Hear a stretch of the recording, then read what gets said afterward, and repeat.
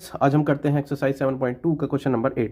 तो question number 8 के अंदर यहाँ पे एक लाइन सेगमेंट है ए बी और यहाँ पे ए पॉइंट के कोऑर्डिनेट गिवन है -2 और बी पॉइंट के कोऑर्डिनेट भी गिवन है 2 -4। दूसरा पी कोई पॉइंट है इस लाइन सेगमेंट ए बी पे।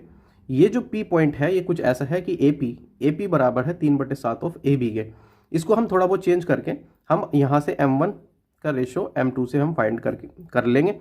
दूसरा हमें फिर क्या बताना है क्वेश्चन के अंदर, find the coordinate of P point. हमें पी पॉइंट के कोऑर्डिनेट यानी कि इस पॉइंट के कोऑर्डिनेट बताने हैं। With the help of section formula हम m1 m2 की हेल्प से और इन पॉइंट की हेल्प से हम इस पॉइंट के कोऑर्डिनेट फाइंड करेंगे। सबसे पहले हम यहाँ पे फाइंड करते हैं m1 रेशो m2। तो देखते हैं कैसे फाइंड होता है कि ए पी बराबर लिखा है यहाँ 3/7 ऑफ ए बी। तो यहाँ पे हम ए बी को हटा दे रहे हैं, ए पी के अपोन में लेके आ रहे हैं। तो ये हो गया कुछ ऐसा 3/7 ए पी। यहाँ से मैं इसको ऐसे पढ़ूंगा, अगर ए पी 3 है तो ए बी 7 है। मतलब ये अगर 3 है यहाँ से यहाँ तक, ये यहाँ से यहाँ तक ए पी, तो फिर ये ए बी जो है ये पूरी 7 है। अगर ये पूरी 7 है, ये 3 है, तो फिर ये 4 हुई। अब हम कह सकते हैं कि ए पी ये जो एक लाइन सेगमेंट है, यानी कि ए बी एक लाइन सेगमेंट है, उसका एक पार्ट जो है ये 3 में टूट गया, ये 4 में टूट गया। तो हम कह सकते हैं ये m1 है, ये m2 है। तो हम लिख देंगे m1 की वैल्यू यहाँ 3 है और m2 की वैल्यू यहाँ पे 4 है। अब क्वेश्चन बहुत इजी है, पहले जैसा ही है। हम इजीली फाइंड कर सकते हैं कोऑर्डिनेट्स ऑफ पॉइंट P करेंगे। तो कैसे फाइंड करते हैं, तो x कोऑर्डिनेट हम निकाल सकते हैं। कैसे निकाल लेंगे कि x1 के साथ में हमें लेना है m2 और x2 के साथ में हमें लेना है m1, डिवाइड करना है m1 प्लस m2 से। ये हमें ऐसे डिवाइड करना है, तो हम x कोऑर्डिनेट फाइंड कर सकते हैं। तो x यहाँ पे x1 कितना है, हम x1 ये लेके चलते हैं -2। m2 कितना है, m2 4 निकाल लिया हमने, प्लस x2 कितना है, ये 2 और m1 कितना है 3। तो हमने ये value as it is put करी, 4 और 3 7 हो गया।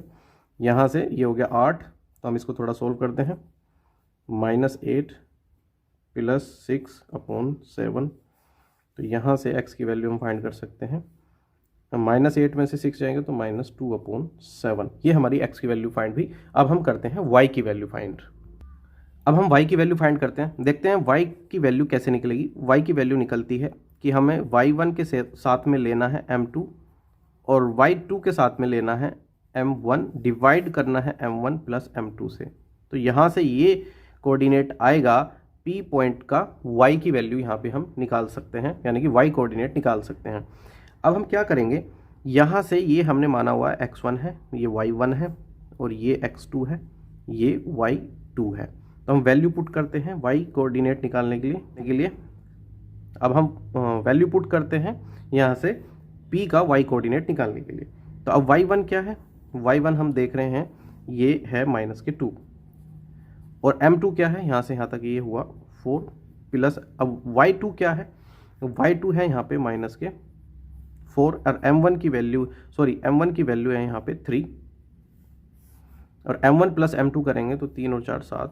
इस हिसाब से हमारा ये -8 और ये हो जाएगा -12/7। तो y की वैल्यू यहाँ से आ जाएगी -20/7। तो ये जो हुआ हमारा, ये जो निकल के आया ये y की वैल्यू हुई। तो इस तरीके से हमारा इस P पॉइंट के कोऑर्डिनेट हुए। एक हमारा कोऑर्डिनेट है -2/7, दूसरा है -20/7। यही हमारा आंसर होगा।